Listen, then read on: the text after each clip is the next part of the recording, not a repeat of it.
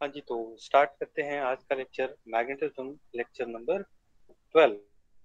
तो last class में हम लोगों ने एक फॉर्मूला डिराइव किया था कि यदि किसी करंट कैरिंग वायर को एक्सटर्नल मैग्नेटिक फील्ड बी में रखा जाए, किसी करंट कैरिंग वायर को किसी एक्सटर्नल मैग्नेटिक फील्ड बी में रखा जाए, let's say the current I is going to flow through this wire, और इसका एक लेंथ ले ले हम DL length. So the force applied by this magnetic force on this length is given by F is equal to I dl cross B। क्या ये formula हम लोगों ने डिराइव किया था?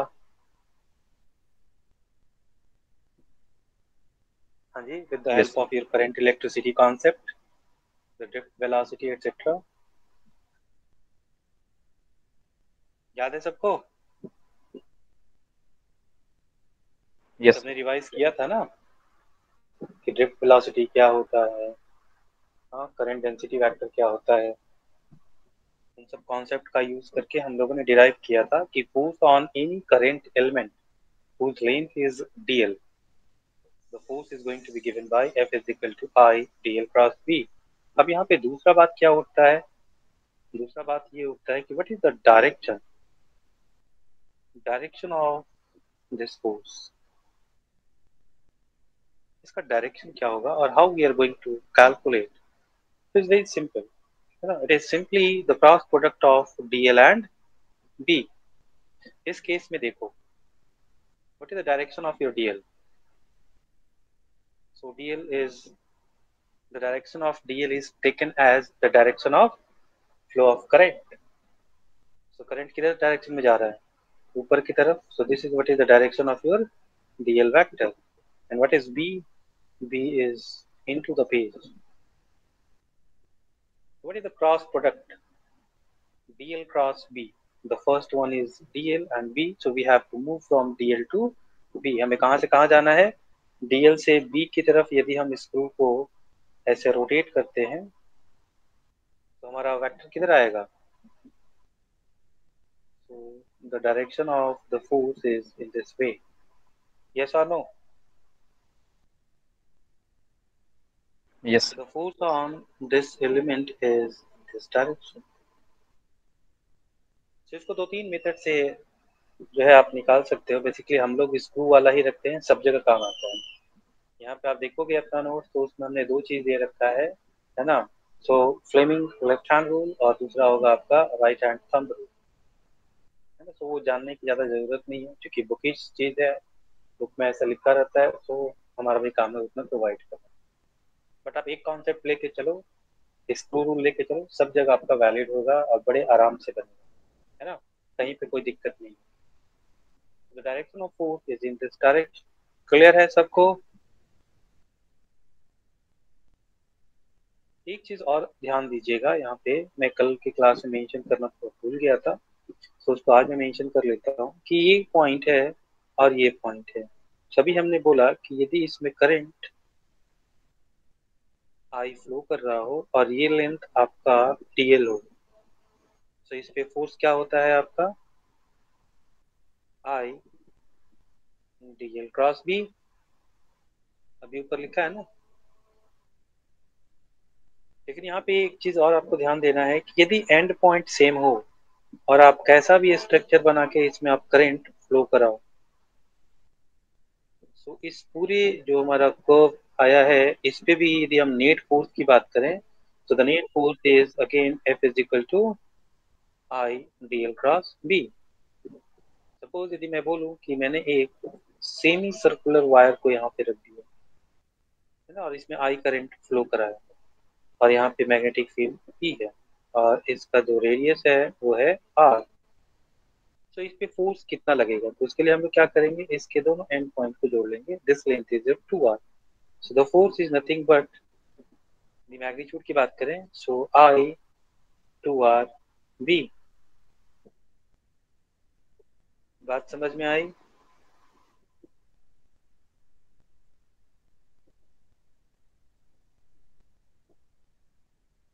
हाँ जी। सबको क्लियर है? Yes, sir. इसका मतलब है कि हमारा जो एंड पॉइंट है उनके बीच में एक स्ट्रेट लाइन हम लोग क्या करेंगे, ड्रॉ करेंगे, और वहां पे हम लोग फोर्स निकाल लेंगे। Sorry, this is your force on any loop, not loop, any wire, चाहे वो आपका स्ट्रेट वायर हो या कर्व वायर। सो कर्व वायर यदि आपको मिलता है कहीं पे, तो आप क्या करोगे, उनके दोनों एंड पॉइंट को एक स्ट्रेट लाइन से ड्रॉ करोगे, और उस कर्व वायर को हम लोग स्ट्रेट वायर की तरह ट्रीट कर सकते हैं between the ends of those और दैट कर्व वायर। है ना? क्लियर है सबको? हाँ जी, किसी को कोई तकलीफ? यदि तकलीफ नहीं है, so we are going to move on. ये पॉइंट ऐसे हमने मेंशन भी किया हुआ है, यहाँ पे देखोगे तो ये पॉइंट मेंशन है already. L is equal to this vector length of the wire, vector connecting the end points of the wire. Clear? तो इस पे सवाल आपको हम लोग करेंगे कुछ। यहाँ पे एक नोट पॉइंट है। If a current loop of any shape is placed in uniform B, then F resultant magnetic on it is equal to 0। बात समझ में आई? यदि मैं कोई सा भी ऐसा लूप ले लेता हूँ, तो इसको मैं किसी मैग्नेटिक फील्ड में रखता हूँ और इसमें करंट हमारा फ्लो कर रहा है I. So what is the net force on this loop? चलिए हम अभी ऊपर वाला कॉन्सेप्ट लगाएं। So this is, let's say this is the starting point and this is the end point. So what is your this length L? This length L is 0, hence the force is 0। that is what is written here। अभी आगे हम लोग इसको check भी करेंगे कि क्या ऐसा होता है। डायरेक्शन ऑफ फोर्स ने बोला में फ्लेमिंग लेफ्ट हैंड रूल होगा और राइट हैंड पाम रूल, तो ये दोनों से आप निकाल सकते हो। तीसरा जो इम्पोर्टेंट चीज है वो है point of application of magnetic force.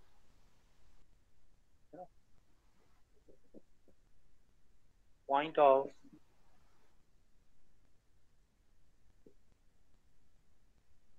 Application of magnetic force.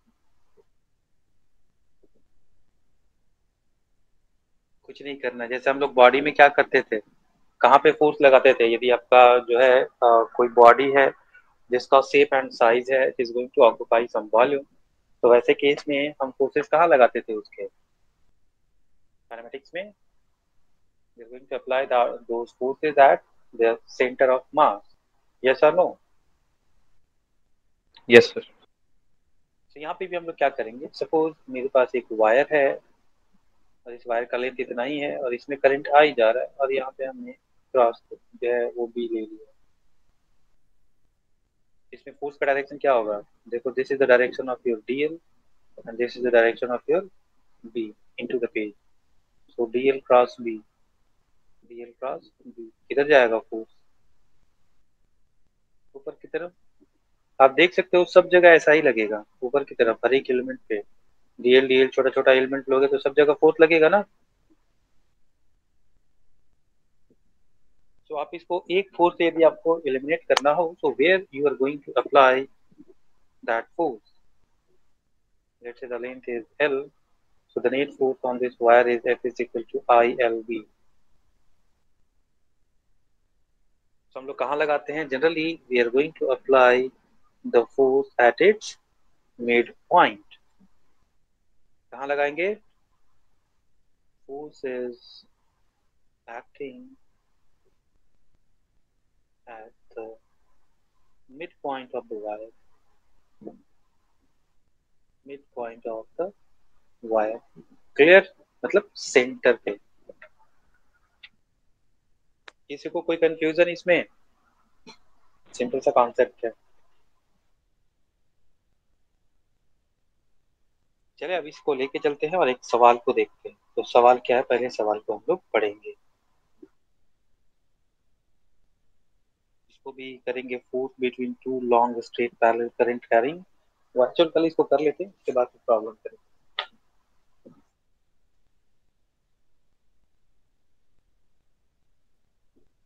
सो अगला जो हमारा टॉपिक है वो है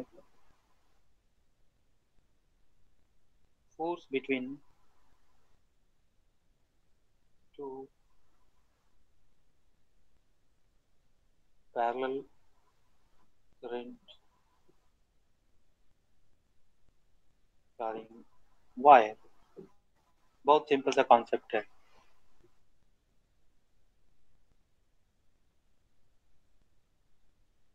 सो ले लेते हैं हम लोग एक वायर हमारे पास, ये है, it's a infinite length of wire, है ना। तो इसमें current let's call I1 and there is another wire which is going to be parallel to this wire, and let's say the current is I2, and let's say the separation between them is D.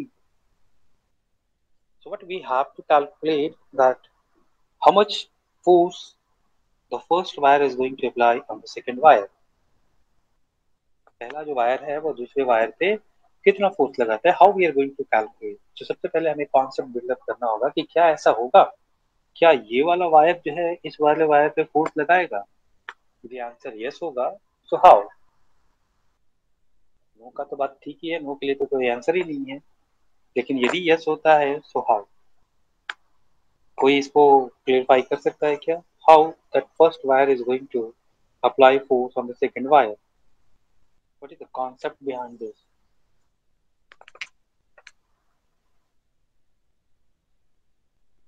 हाँ जी, anyone. अभी ऊपर हमने क्या पढ़ा था, ऊपर में हमने पढ़ा था कि कोई वायर हो और उसमें करंट जा रहा हो, और उसको यदि हम मैग्नेटिक फील्ड में रखते हैं तो इस पे फोर्स लगाता है कौन, मैग्नेटिक फील्ड लगाता है ना। Yes sir. सो यदि हम पहले वायर की बात देखें तो क्या ये वायर इस वायर के लोकेशन पे मैग्नेटिक फील्ड जनरेट करेगा। हाँ जी, क्या यहाँ यस पे सर। मैग्नेटिक फील्ड ये बनाएगा, इसके कारण यहाँ पे मैग्नेटिक फील्ड होगा। And what is the magnitude of this magnetic field. So mu naught I1 by 2 pi d। Yes और नो। Yes sir. तो अब दूसरे वायर की बात करें, सो दूसरा वायर जिसमें करंट I2 जा रहा है और इसको कहाँ रखा गया है, एक मैग्नेटिक फील्ड। तो क्या ये वाला कॉन्सेप्ट हमारा रिपीट नहीं हो रहा है। A current carrying wire is kept in the magnetic field, so that magnetic field is going to apply force on this wire। अरे हाँ कि ना। Yes sir. तो यदि मैं यहाँ पे एक लेंथ ले लूँ dl, so what is the force on this element। तो मैं लिख सकता हूँ force on dl length of wire 2। So let's say this is wire 2 and this is wire 1। तो क्या हो जाएगा, F is equal to, क्या लिखेंगे, I dl cross B। Clear. Yes sir. I2 लेंगे ना, क्योंकि इस वायर में क्या कौन सा करंट जा रहा है, I2 जा रहा है, तो यही वाला करंट हमको चाहिए। सो I2 into dl cross B। अब यहाँ पे थोड़ा डायरेक्शन की बात करते हैं। सो what is the direction of dl, this is the direction of dl। अब ये वायर जो हमारा था इसके कारण राइट साइड में मैग्नेटिक फील्ड किधर होता है, मैंने ऑलरेडी दिखा रखा है, क्रॉस। क्रॉस मतलब into the base. so this is the direction of B। so what is the direction of force, so dl cross B। so dl cross B, so this is the direction of force। मतलब इस वाले element पे हमारा force कुछ इस type से लगेगा। Yes और no. Yes sir. and the angle between dl and B is how much, so 90 degree. ठीक है। so what is the yes magnitude, sir. F is equal to I2 to dl to B, if I'm going to substitute the value of B, so this is I2 dl and B is mu naught I1 by 2 pi d. Yes or no? Mu naught I1 by 2 pi d. So what is the force? Force is going to be equal to mu naught I1 I2 dl by 2 pi d. Clear? मतलब DL length पे जो force लगेगा वो इतना लगेगा. तो मैं बोल दूं कि फोर्स पर यूनिट लेंथ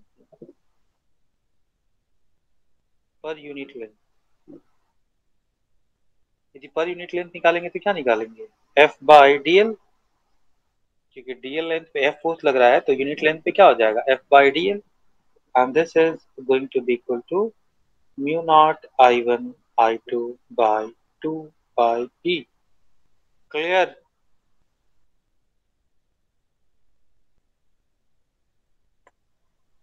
किसी को कोई कंफ्यूजन इसमें? No sir. सबको क्लियर है ना? So force per unit length is going to be mu naught I1 I2 2 pi d. एक और देखते हैं इसमें नेचर. देखो तो I1 जो है I2 पे किधर को फोर्स लगा रहा है? लेफ्टवर्ड, मतलब अपने तरफ. So which type of force is this? Is it going to be attractive? मतलब I1 जो है I2 को अपनी तरफ खींच रहा है? नहीं. Yes.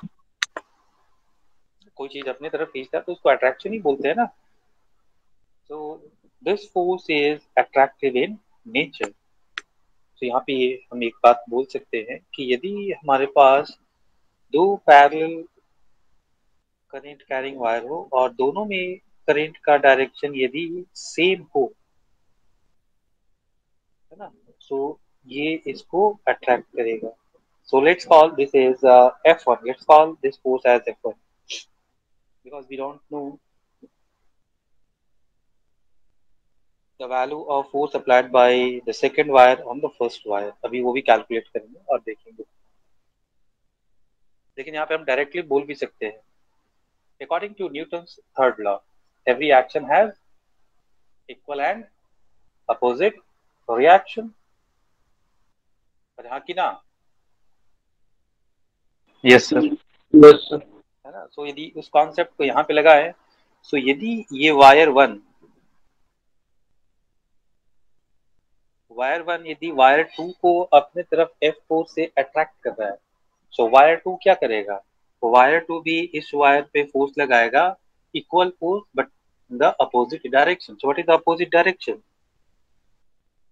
This is the opposite direction, and we can say that F1 is equal to F2 according to Newton's third law. Every action has equal and opposite reaction. Yes or no? सबको clear है yes ना? Sir. चलो इसको verify करते हैं, इस statement को, क्या ये बात सही है. तो मैं इसको पहले डायग्राम बना लेता हूँ और कैलकुलेट करते हैं. This is the first wire, this is the second wire. The current is I2, the current is I1. Now I am going to the separation between them is D. So the magnetic field due to the second wire at this location, so this is going to be a dot. Yes or no? क्योंकि I2 के left side में ये point है, so left side में कैसा होता है? Dot, और राइट साइड में क्रॉस. So cross. डॉट होगा और B का वैल्यू क्या हो जाएगा? Mu naught I2 by 2 pi D. नहीं, क्योंकि इस वायर के कारण हम लोग यहाँ पे निकाल रहे हैं, तो इसमें कौन सा करंट है? I2. क्लियर? अब क्या करेंगे हम यस लोग? सर. अब यहाँ पे हम लोग एक डीएल लेंथ ले लेंगे. तो यहाँ पे हम फोर्स क्या लगाएंगे? लिखेंगे F इज इक्वल टू, इसमें कौन सा करंट जा रहा है? I1. सो लिखेंगे I1 डीएल क्रॉस B. कोई दिक्कत किसी को? No sir. तो डायरेक्शन की बात करें, so this is the direction of your D and this is the direction of your B. यही होगा ना, out of the page, and we have to take the cross product from DL to B. So DL to B, so this is the direction of force. कोई दिक्कत? The direction of force is no in sir. this direction. So our angle है DL और B का 90 degree. So DL cross B is going to be DL into B into sin 90. Sin 90 is 1. So simply I can write the magnitude of this force is I1 DL B. Yes or no? I1 yes DL. Sir. I'm going to substitute the value of B. B means mu naught I2 by 2 pi d. See, the formula is going to be the same. Mu naught I1 I2 dl by 2 pi d is the force. So force per unit length is going to be mu naught I1 I2 by 2 pi d. Let's call this as the force F2.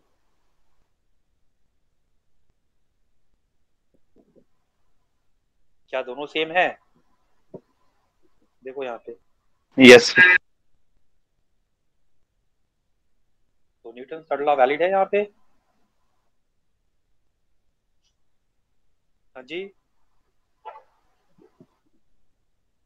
और यहाँ पे एक और जो हमने point mention किया है कि यदि वायर में, दोनों वायर में करंट सेम डायरेक्शन में फ्लो करे, तो ये दोनों एक दूसरे को अट्रैक्ट करते हैं। यस और नो? यस। इसका एक लाइव एग्जांपल आप देख सकते हैं। आप लोगों ने देखा होगा कि जो हमारे हाई करंट वाले जो वायर होते हैं, जैसे जो मेन सप्लाई होता है, जो आपके पोल वगैरह पे घर में जो लगा था ना, आपके मोहल्ले में लगा होगा, तो जो उसमें 3 फेज लाइन आते हैं, ऐसे ऐसे 3 वायर्स लगे रहते हैं। यस अभी सर। तो आपका जो बंडल वाला फॉर्म में आ गया, बट पहले में ऐसे 3 नेगेड वायर होते थे जिसमें हम लोग हुक लगाया करते थे। ठीक है, इन तीनों वायर में आपका करंट जो है वो सेम डायरेक्शन में फ्लो करता था। Yes sir. तो यदि ये सेम डायरेक्शन में फ्लो करे तो ये एक दूसरे को क्या करेंगे? अट्रैक्ट करेंगे। और इस अट्रैक्शन से बचाने के लिए इनके बीच में कुछ इंसुलेटर लगाया जाता था ताकि ये दोनों चिपक ना जाए। आपने देखा होगा कहीं पे, या फिर आप लोग ट्रेन से जाते होगे तो बड़ा बड़ा आप लोगों ने पोल देखा होगा जहाँ पे आपके हाई वोल्टेज वाले जो वायर्स हैं, उनके बीच में एक स्प्रिंग स्ट्रक्चर आपने देखा होगा। कुछ इस टाइप का स्ट्रक्चर होता है जो 2 वायर के बीच में लगाया जाता है, पर अंदर में होता है स्प्रिंग, ताकि 2 वायर जो है वो चिपके नहीं। क्योंकि अभी यहाँ पे हमने क्या पढ़ा कि 2 वायर यदि सेम डायरेक्शन में करंट फ्लो कर रहा हो तो वो दोनों एक दूसरे को क्या करते हैं? अट्रैक्ट करते हैं। यदि ये क्लैंप नहीं लगाया जाए तो दोनों वायर क्या करेंगे? चिपक जाएंगे और शॉर्ट सर्किट हो जाएगा। कभी कभी ऐसा देखा भी होगा आप लोगों ने, देखा है क्या? Yes sir. तो ये क्लैंप इस टाइप के यूज किए जाते हैं। तो वहाँ पे कॉन्सेप्ट कौन सा लगता है? हमारा यही मैग्नेटिक फील्ड वाला। तो यदि हमारे पास 2 एंटी पैरेलल वायर हो तो वो क्या करेंगे? यदि एक में करंट हमारा ऊपर की तरफ जा रहा है और दूसरे में करंट नीचे की तरफ जा रहा है, तो इसमें फोर्स का डायरेक्शन क्या होगा बताओ?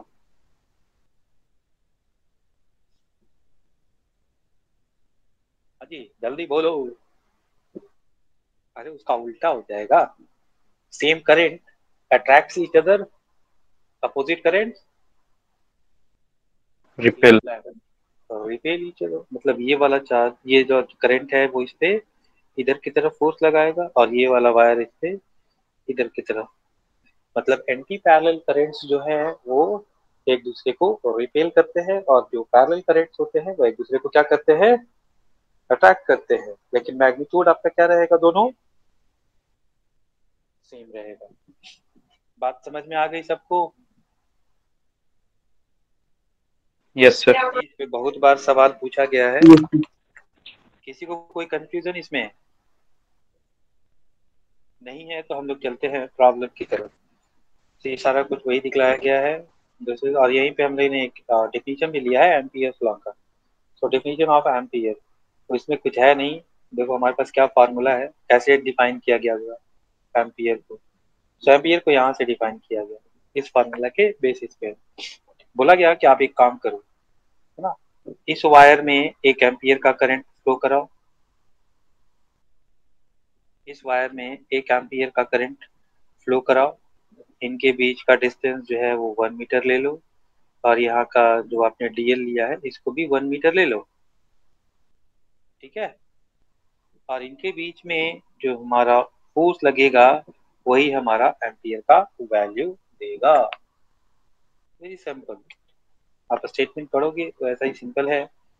देखो यहाँ पे I1 is equal to I2 is equal to 1 ampere, D is equal to 1 metre, DL is equal to 1 metre, then DF is equal to this. Hence, ampere is defined as the current which, when passing through each of the two parallel infinitely long straight conductors placed in free space at a distance of 1 meter from each other, so between them, the force of this Newton of 1 meter of the length of the wire. कहने का मतलब ये है कि इतना force यदि किसी wire पे लगता है तो हम लोग क्या बोलेंगे कि उस वायर में 1 एम्पियर का करंट फ्लो कर रहा है। बात समझ में आ गई? Yes sir. इसका कोई यूज नहीं है, इट्स जस्ट अ डेफिनेशन। कहीं आपको किसी कॉम्पिटिटिव एग्जाम में पूछने वाला नहीं, इट्स जस्ट अ डेफिनेशन। तो हम लोग आते हैं इस सवाल पे। A wire is bent in the form of an equilateral triangle PQR of side 10 centimeter and carries a current of 5 ampere. It is placed in magnetic field B of magnitude 2 Tesla. Direction perpendicular to the plane of the loop. दिखलाया गया है यहाँ पे cross है। Find the forces on the 3 sides of the triangle. तीनों side पे जो forces लगेंगे उसको निकालिए। ये वैल्यू आप लोग नोट डाउन कर लीजिए। इक्विलैटरल ट्रायंगल है जिसका साइड है 10 सेंटीमीटर, है ना, करंट है 5 एम्पियर और मैग्नेटिक फील्ड है 2 टेस्ला। तो एग्जांपल नंबर 26। तो हमारे पास है एक इक्विलैटरल ट्रायंगल,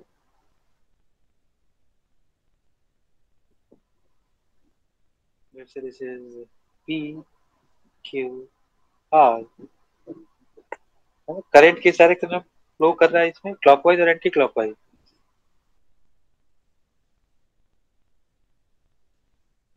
तो इसमें एंटी क्लॉकवाइज दिया हुआ है, हम क्लॉकवाइज भी ले सकते हैं क्योंकि इसमें डायरेक्शन कुछ दिया नहीं है।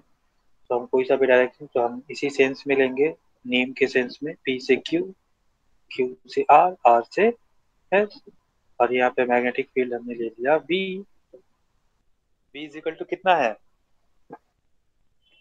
2 2 Tesla. Tesla.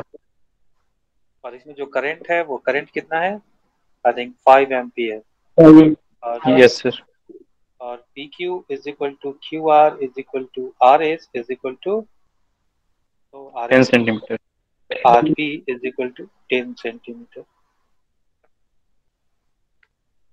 So you have to calculate the force on each sides of this equilateral triangle. So very simple. चलो पहले PQ की बात करते हैं। बात करें PQ की कि PQ की फोर्स कैसे लगेगा। तो इनसाइड एक एक करके बात करेंगे। देखो PQ पे हमारा करंट इस डायरेक्शन में है and let's say this length is L. So this is the direction of your L, and what is the direction of your B? So B is your cross. So we have to find out the force. So F is equal to, मान लिया कि इसमें current हमारा I जा रहा है, so F is equal to I, let's F1 I L cross B। अरे हाँ की ना, yes sir. this is I और L cross B, so L cross B ऐसे घूमेंगे, so किधर की तरफ जाएगा फोर्स, इधर की तरफ। और फोर्स जो है वो एल और बी के परपेंडिकुलर होगा, एल और बी के परपेंडिकुलर होगा, और कहाँ पे लगेगा, तो उसके मिड पॉइंट पे। सो इसका मिड पॉइंट यहाँ पे कहीं पे होगा। So we are going to apply the force in this direction. Yes और नो? Yes, sir. किसी को कोई दिक्कत? And the Yes, angle between L and B is 90 degrees, so simply this is ILB. Clear? yes, यदि हम side QR की बात करें, तो देखो तो इसमें I भी सेम है, L भी सेम है, B भी सेम, तो क्या मैग्नीट्यूड सेम रहेगा? भी लिखेंगे ना, F2 is equal to I DL, Yes, sir. Similar. DL, this is L cross B. So L तो सेम है because this is equilateral triangle, I same है क्योंकि सेम करंट फ्लो कर रहा है, और B तो सेम मैग्नेटिक फील्ड है। सॉरी। सो मैग्नेटिक फोर्स हमारा यहाँ पे क्या हो जाएगा, I L B. And what is the direction? So you can see this is the direction of your L, and this is the direction of your B, and this angle is obviously 90 degree. So L cross B, so we have to move from this way to the direction of force is in this way. Clear? और कहाँ पे लगाएंगे इस force को, तो इस wire के mid point पे। So this is your F2. Similarly, what is the force on this PR?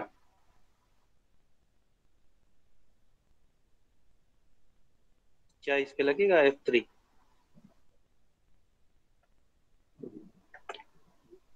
Yes, sir. अब मैं इन तीनों को बनाऊं, तो मैं let's call this as x axis and this as your y axis. देखो तो ये एंगल कितना हो जाएगा,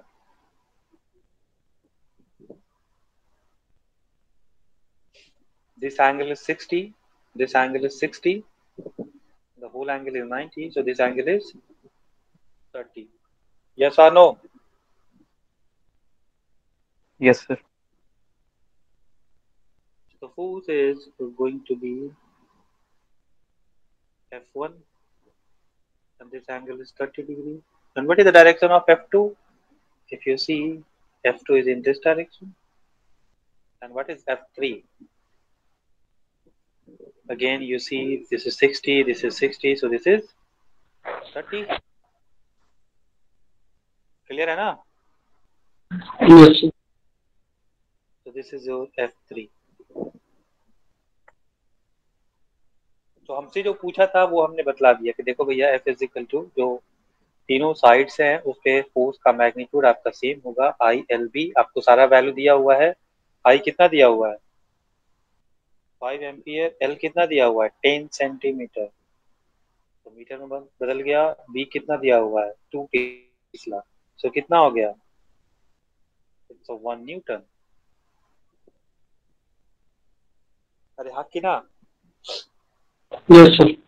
Yes, sir. सो F1 भी हमारा 1 न्यूटन आया, ये भी हमारा 1 न्यूटन आया, और ये भी हमारा 1 न्यूटन आया। देखो तो यहाँ पे वैल्यू क्या हो जाएगा, x direction, this is your x और दिस इज योर वाई। ये एंगल कितना होगा, 120। ये एंगल कितना होगा, 120, और ये एंगल कितना होगा, 120 होगा। और तीन इक्वल फोर्स ऐसे 120 डिग्री के एंगल पे लगे तो इनका नेट फोर्स क्या होगा?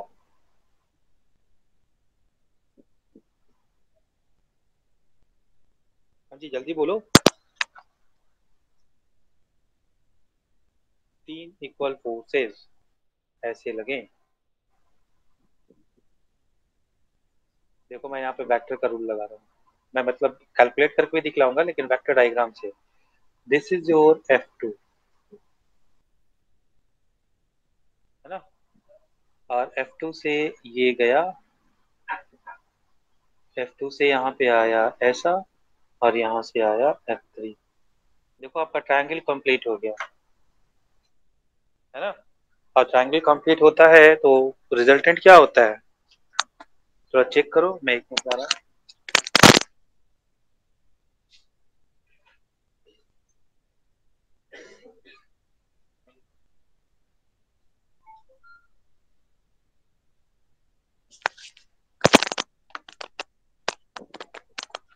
हाँ जी, क्या होगा?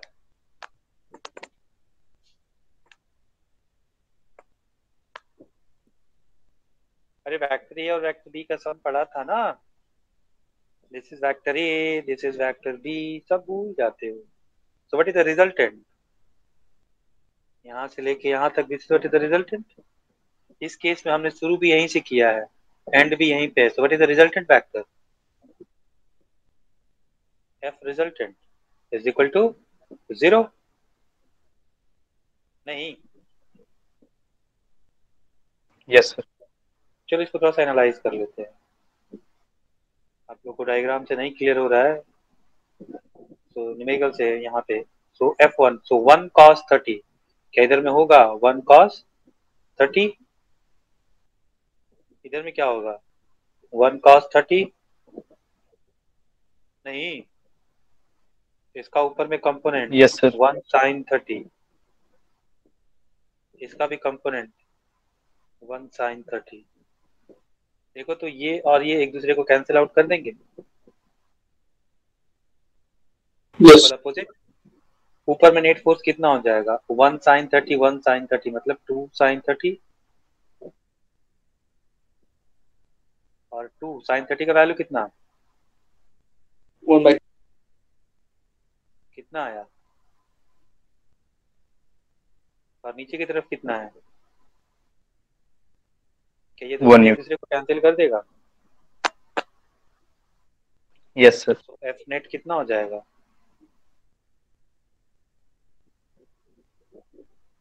मतलब इस लूप पे नेट फोर्स क्या लगेगा? 0। क्लियर? तो यहाँ से एक नोट पॉइंट हम लोग जो है अपना एक कॉन्सेप्ट तैयार कर सकते हैं। नोट, सो नोट क्या लिखेंगे? Force on any current loop placed in uniform magnetic field is always 0. It does not depends on the shape of the loop. Clear है? This is going to be very very important. कहने का मतलब यहाँ से हमने क्या conclude किया? हाँ जी,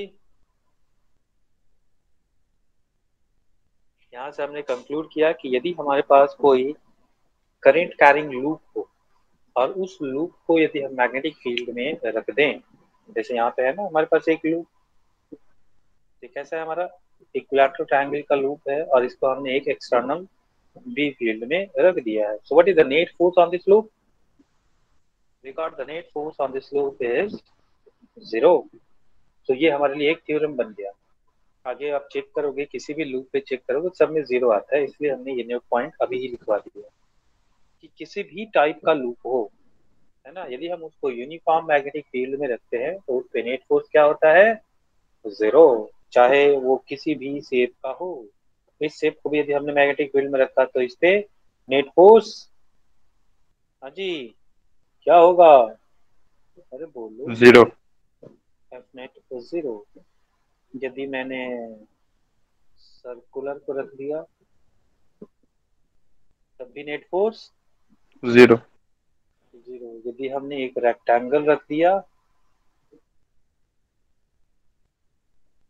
तब भी नेट फोर्स 0. 0। मतलब लूप होना जरूरी है। बात समझ में आ रही है ना?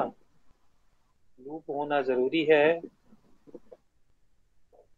और बी को कैसा होना जरूरी है, मैग्नेटिक फील्ड को यूनिफॉर्म होना जरूरी है। यदि नॉन यूनिफॉर्म मैग्नेटिक फील्ड में रखते हो तो ये स्टेटमेंट आपका ट्रू नहीं है।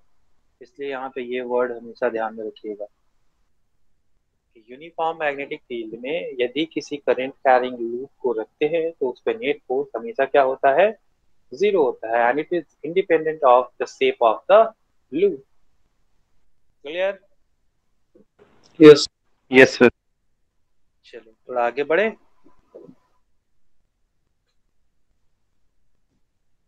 तो यहाँ पे ऐसे हमने लिख दिया है, देखो यहाँ पे any closed current loop placed in a homogeneous magnetic field. Homogeneous का मतलब क्या हो गया, uniform, does not experience a net magnetic force, कोई भी नेट मैग्नेटिक फोर्स उस पर तो नहीं लगेगा।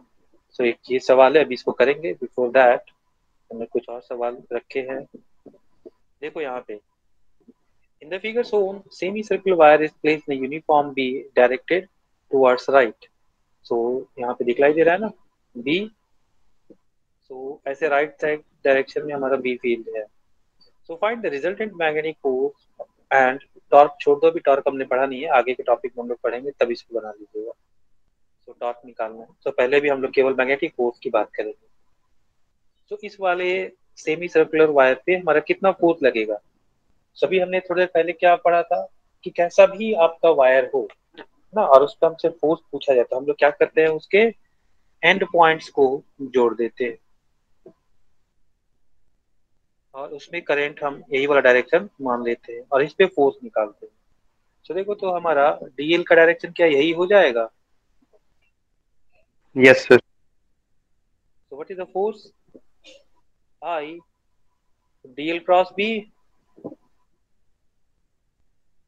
यही होगा ना। And what is Yes, sir. DL cross B, देखो तो दोनों के बीच का एंगल तो 0 डिग्री है 0. क्या। Yes, sir. DL cross B क्या हो जाएगा, DL into B into sine zero, और साइन जीरो का वैल्यू 0. तो मैग्नेटिक फील्ड जो है इस वायर पे कोई फोर्स नहीं लगाएगा। Clear? Yes, sir. Yes, sir. चलो थोड़ा और आगे बढ़ते हैं। Find the resultant magnetic force, torque छोड़ के चलेंगे अभी। फोर्स ऑन द लूप, इस लूप पे फोर्स क्या होगा, magnetic force 0. Zero. Clear?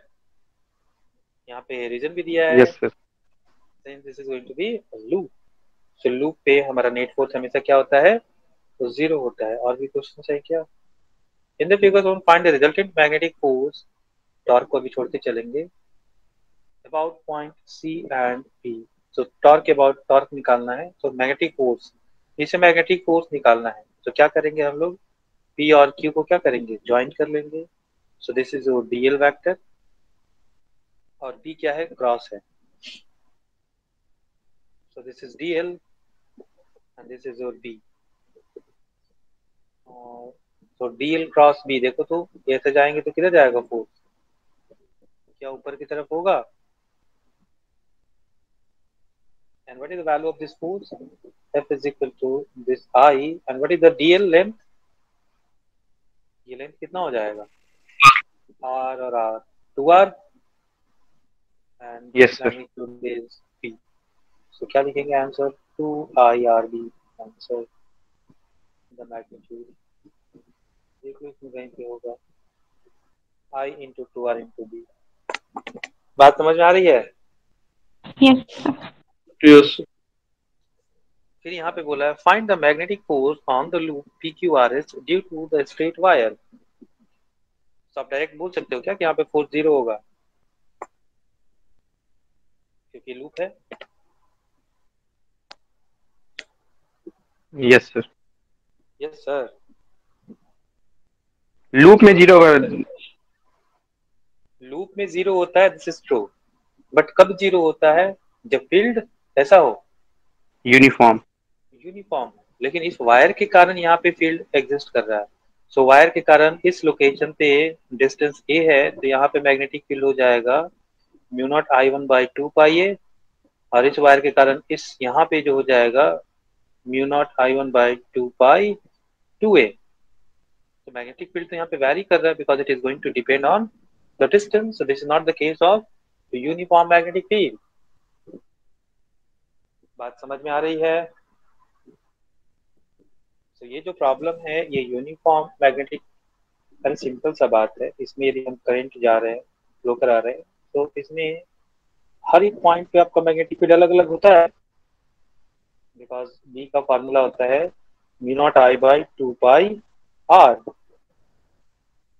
if your r is going to change, b is going to change। मतलब इसका जो ये पूरा स्पेस है इसमें b कैसा है, वेरिएबल है। और यदि b वेरिएबल है, यूनिफॉर्म नहीं है, तो यहाँ पे हम लोग वो कॉन्सेप्ट नहीं लगा सकते कि net force on any loop is going to be zero, because that is valid only when the field is going to be uniform. if your field is non-uniform, so the net force is not equal to zero। बात सबको clear है? तो field को uniform होना काफी जरूरी है, तभी वो आप कॉन्सेप्ट लगा सकते हैं। नॉन यूनिफॉर्म फील्ड में नेट फोर्स जीरो नहीं होता है किसी भी लूप पे, इस बात को ध्यान में रखिएगा। ये सवाल IIT मेंस में भी पूछ चुका है, IIT एडवांस में भी पूछ चुका है। बात समझ में आई? इनफैक्ट हमको लगता है नीट वगैरह में भी पूछ रखा है। सबसे पहले IIT एडवांस में पूछा, उसके बाद IIT मेंस में पूछा, और शायद उसके बाद नीट में भी पूछ डाला। सब आते हैं हम लोग इस वाले सवाल पे। तो 27 करेंगे, 28 हो चुका है ना, 28 हो चुका है, 29 भी हो चुका है, 30 भी हो चुका है, 31 हम लोग बाद में करेंगे। अभी हम लोग पहले आते हैं इस सवाल पे। बहुत ही खूबसूरत सवाल है और बहुत बढ़िया एप्लीकेशन भी है, इसमें हम लोग काइनेमेटिक्स भी यूज करेंगे। तो पहले सवाल को पढ़ते हैं और समझने की कोशिश करते हैं कि आखिर होगा क्या। Figure shown two long metal rails, तो ये एक रेल है और एक ये रेल है। Two long metal rails placed horizontally and parallel to each other at a separation L। तो इनके बीच का सेपरेशन कितना है, L है। A uniform magnetic field B exists in the vertical downward direction। दिखलाया गया है vertical downward direction में एक मैग्नेटिक फील्ड एग्जिस्ट कर रहा है। A wire of mass m, ये है वायर जिसका मास दिया हुआ है m, can slide on the rails। so ये ऐसे ऐसे आपका जो है इस रेल पे ऐसे मूव कर सकता है। स्लाइड मतलब रखा हुआ है, तो ये इस रेल पे स्लाइड कर सकता है। The rails are connected to constant current source। constant current source से इस रेल को कनेक्ट कर दिया है, और ये कैसे है, मेटल रेल्स है। तो यदि इसमें करंट जाता है तो ये करंट इसमें भी फ्लो करेगा, ऐसे सर्किट पूरा हो जाएगा। यस और नो? सबको क्लियर है? Yes. Yes, sir. तो क्या है, constant current source which drives the current I in the circuit. तो सर्किट में हमारा I करंट ड्राइव कर रहा है। The friction coefficient between the rails and the wire is mu. मतलब इस वायर में और इस रेल के बीच में यहाँ पे जो आपका फ्रिक्शनल कोएफिशिएंट है वो है म्यू। मतलब ये वायर पे क्या होगा, क्या फोर्स लगेगा, current carrying wire placed in the magnetic field, so that force is equal to I L cross B। नहीं, तो ये स्लाइड करना चाहेगा, और जैसे ही स्लाइड करना चाहेगा फ्रिक्शन एक्शन में आ जाएगा, क्योंकि जहां भी कांटेक्ट होगा सरफेस के बीच में तो यहाँ पे और यहाँ पे हमारा फ्रिक्शनल फोर्स लगेगा। क्लियर? Yes, sir. ठीक है ना? सो पूछ रहा है कि what should be the minimum value of mu which can prevent the wire from sliding on the rails। पहला सवाल है कि आप म्यू का मिनिमम वैल्यू निकालिए सो दैट कि जो वायर है इस रेल पे स्लाइड ही ना करे। दूसरा बोल रहा है कि describe the motion of the wire if the value of mu is half the value found in the previous part, जो पहले पार्ट में हमने निकाला म्यू का मिनिमम वैल्यू, उसका यदि हम आधा म्यू ले लें तो ऑब्वियसली वायर हमारा मूव करना स्टार्ट करेगा। यदि वायर मूव करना स्टार्ट करेगा तो उसके मोशन के बारे में बतलाइए। ठीक है, सवाल क्लियर हो गया? Yes, sir. कौन सा एग्जाम्पल था हमारा ये? 27। बहुत इंटरेस्टिंग सवाल है, बहुत सिंपल है। एग्जाम्पल 27।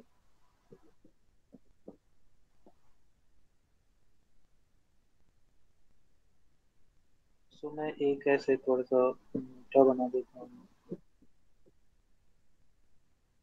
एक रेल ये है और दूसरा रेल ये है,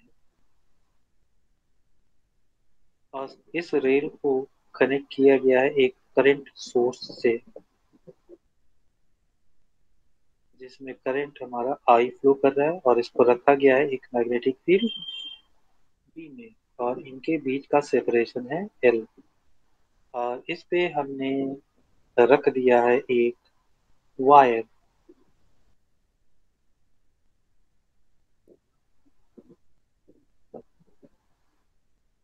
ठीक है,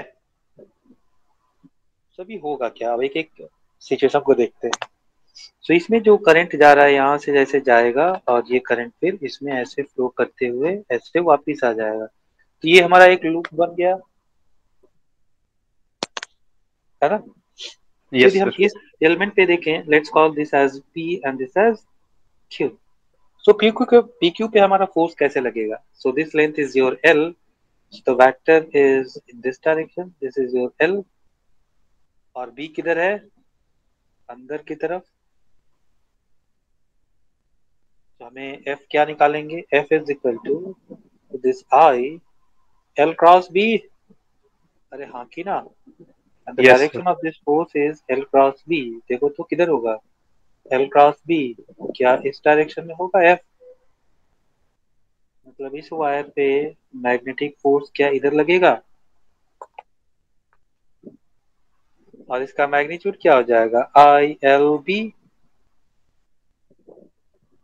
किसी को कोई दिक्कत? No.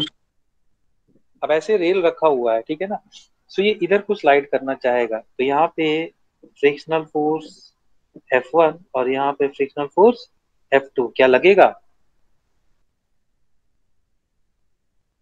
और Yes, बोल sir. रहा है कि आप जो है म्यू का मिनिमम वैल्यू निकालो, सो दैट कि जो वायर है वो स्लाइड ना करे। सो वायर स्लाइड ना करे तो हम लोग क्या बोलेंगे कि ये जो F है that should be going to be less than और equal to F1 plus F2।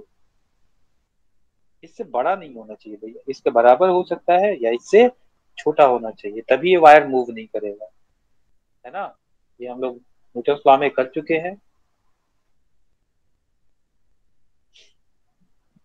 कोई दिक्कत किसी को? No. अब ये हॉरिजॉन्टल प्लेन में है, तो इसका जो मास है वो मास किधर लगेगा, मतलब वेट जो फोर्स है वो वेट किधर लगेगा? तो this is the downward direction mg, और यहाँ पे अपवर्ड डायरेक्शन में मान लेते हैं n2, और यहाँ पे अपवर्ड डायरेक्शन में n1। मतलब ये आपका हॉरिजॉन्टल रेल है, तो ऊपर की तरफ n1 और n2 लगेगा, और नीचे की तरफ क्या लगेगा?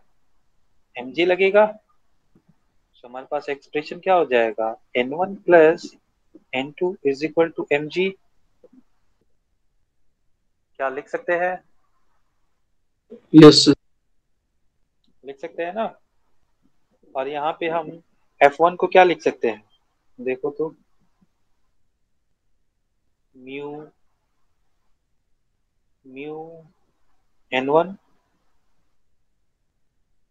प्लस म्यू n2, नहीं लिख सकते हैं? Yes, sir. So mu n1 plus n2, F is less than equal to mu, और n1 प्लस n2 का वैल्यू क्या है?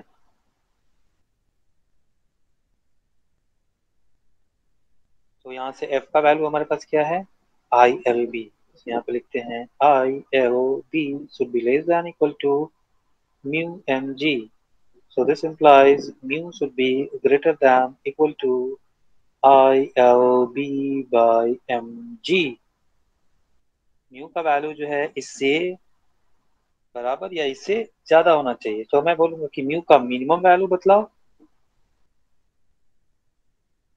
इसके स्लाइड नहीं करने के लिए। तो यही हो जाएगा ILB बाई mg, क्योंकि इससे कम नहीं होना चाहिए। Mu should be greater than और इक्वल टू, या तो ये हो या तो इससे बड़ा हो। तो मिनिमम वैल्यू कम से कम इतना हो सकता है। So mu minimum is going to be ILB by mg। इसी के बारे में पूछा था, ठीक है। हाँ जी, किसी को कोई दिक्कत? No, anyone? sir. सबको क्लियर है? दूसरे पार्ट में क्या बोल रहा है कि देखो भैया, अभी जो हम लोग है ना, म्यू प्राइम जो है वो आप ले लो इस म्यू मिनिमम के आधा ले लो। तो म्यू मिनिमम बाई 2। इसका मतलब अब जो है ILB बाई 2mg, ये आपका म्यू प्राइम हो गया। सो what is the motion of this wire?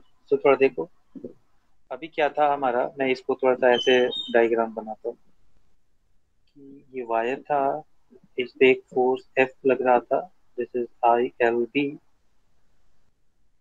और इस पे एक फ्रिक्शनल फोर्स लग रहा था। मैं डायरेक्ट लिख लेता हूँ, this is going to be mu mg, है ना। और ये दोनों फोर्स चूंकि बराबर हो गया था, तो इसलिए ये वायर हमारा जो है वो स्लाइड नहीं कर रहा था। अब चूंकि हमने म्यू को आधा कर दिया है, तो ये फोर्स ऑफ फ्रिक्शन भी आधा हो गया। तो हमारे पास क्या था, ILB is equal to mu mg, yes और नो। यदि हम म्यू को आधा कर देंगे तो अभी ये जो है हमारा एफ प्राइम जो है वो क्या हो जाएगा, म्यू बाई 2mg।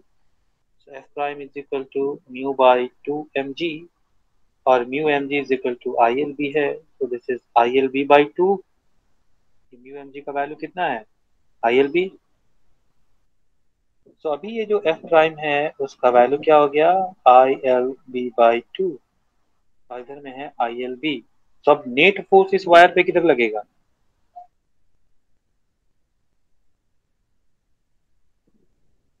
हाँ जी, नेट फोर्स किधर लगेगा? क्या नेट फोर्स इस वायर पे इस डायरेक्शन में लगेगा? बातें सबको क्लियर है या नहीं? मैं फिर से एक बार जो है आपको एक्सप्लेन करने की कोशिश कर रहा हूँ। ये वायर है, इधर में आपका ये मैग्नेटिक फोर्स है, और इधर में ये फ्रिक्शनल फोर्स है।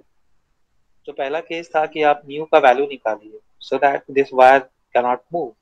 तो हम लोग क्या लिख सकते हैं कि देखो भैया, एफ एम जो है वो एफ के बराबर हो जाएगा, तो ये वायर हमारा मूव नहीं करेगा। यहाँ तक क्लियर है? Yes, sir. सॉरी। दूसरे केस में बोलता है कि देखो आप जो है ना, इसका कोएफिशिएंट ऑफ फ्रिक्शन जो है म्यू का वैल्यू आधा कर दो। तो कोएफिशिएंट ऑफ फ्रिक्शन को आधा करने से फ्रिक्शनल फोर्स क्या हो जाएगा, वो भी तो आधा हो जाएगा, क्योंकि फ्रिक्शनल फोर्स क्या होता है, म्यू टाइम्स एन। यदि हम म्यू को आधा कर दें तो हमारा फ्रिक्शनल फोर्स भी आधा हो जाएगा। मतलब ये जो एफ था, अब जो है अब के केस में ये आधा हो जाएगा। तो जैसे ही ये फोर्स कम होगा तो ये फोर्स जीतने लगेगा, मतलब ये फोर्स ज्यादा हो जाएगा ना। बात क्लियर है सबको? Yes, sir. मान लो अभी ये 10 न्यूटन का है, ये भी 10 न्यूटन का है, म्यू को हमने हाफ किया तो ये हो गया 5 न्यूटन। तो नेट फोर्स किधर को लगेगा, ये 10 न्यूटन का फोर्स ये लगा रहा है, और ये अभी 5 न्यूटन का फोर्स लगा रहा है। इसमें तो कोई चेंज आएगा नहीं, क्योंकि आई सेम है, एल सेम है, बी सेम है ना। तो इधर में 10 न्यूटन Yes, लग sir. रहा है, इधर में 5 न्यूटन लग रहा है, तो नेट फोर्स किधर लगेगा, इस डायरेक्शन में लगेगा क्या? Yes. So the net force is in this direction, और इसका वैल्यू क्या हो जाएगा, so the net force on the wire, net force on the wire F is equal to ILB minus ILB by 2। नहीं, क्योंकि F is Yes, equal sir. to मेरा क्या था, FM था, F is equal to ILB था, so ILB F/2 क्या हो जाएगा? ILB/2. Yes, sir. So ILB minus ILB/2. So the net force is going to be ILB/2. ILB में से आधा IBL निकाल दोगे तो आपका IBL2. So what is the acceleration of this wire? ILB/2m. नहीं, क्योंकि वायर का मास m है तो उसका एक्सेलरेशन क्या हो जाएगा? तो फोर्स बाय मास. Yes. सब आपको एक्सेलरेशन पता चल गया. देखो अब इसमें अब हमें पता करना होगा कि एक्सेलरेशन कांस्टेंट है या variable. I constant, L constant, P constant, M constant. तो ये क्या है? क्या कांस्टेंट एक्सेलरेशन है? और यदि एक्सेलरेशन कांस्टेंट हो तो हम लोग कौन कौन सा फॉर्मूला लगाते हैं? V is equal to U plus AT, S is equal to UT plus half AT square, और V square is equal to U square plus 2AS. क्या ये तीनों फार्मूला लगा सकते हैं? Yes. तो अभी हमसे आगे यदि कुछ भी पूछता है इसके डिस्प्लेसमेंट के बारे में कि कितना डिस्टेंस ट्रैवल करेगा इतने समय में, या इतने समय के बाद इसका क्या वेलोसिटी होता है, तो ये सारा तीनों फार्मूला लगा के हम निकाल सकते हैं. Yes, sir. तो यहाँ पे हमारा इनिशियल वेलोसिटी क्या हो जाएगा? U is equal to 0, because हमने वायर को रखा ही था, उसके बाद करंट को फ्लो कराया. तो वायर हमारा कौन से स्टेट में था? T इज इक्वल टू 0, तो रेस्ट में था. ठीक है. तो हमारे पास अब फॉर्मूला देखिए, तो हमारे पास सिंपल क्या आ जाएगा? V is equal to AT, S is equal to half AT square, and V square is equal to 2AS.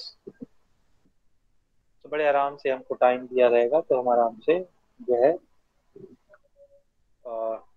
इसका बाकी क्वांटिटीज निकाल सकते हैं. अब सवाल आपसे क्या पूछेगा, इसमें कैसे पूछ सकता है कि देखो भैया इसका लेंथ जो है ये कैपिटल L है और वायर को हमने यहाँ पे रखा है. तो यहाँ से यहाँ तक जाने में जब यहाँ पे वायर इस रेल रॉड को छोड़ेगा, so at that time what is the velocity of this wire?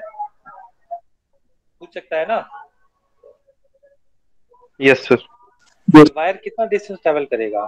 L distance travel करेगा. तो हमें डिस्टेंस पता है, तो कौन सा फॉर्मूला लगा लेंगे? क्या ये वाला फॉर्मूला लग जाएगा? V square is equal to 2AL. Yes, sir. So what is the velocity at that moment?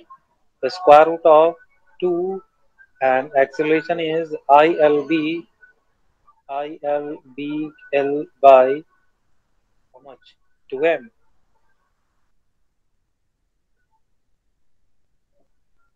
This implies V is equal to ILLB by m.